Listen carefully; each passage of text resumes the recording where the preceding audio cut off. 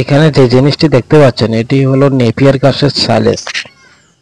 কিছুদিন আগে আমি একটা ভিডিও দিয়েছিলাম নেপিয়ার ঘাস দিয়ে কিভাবে সাইলেজ বানানো হয়, আপনারা সেই ভিডিওটি দেখতে পারেন। আমি ভিডিওটির লিংক ডেসক্রিপশনের মধ্যে দিয়ে দিয়েছি।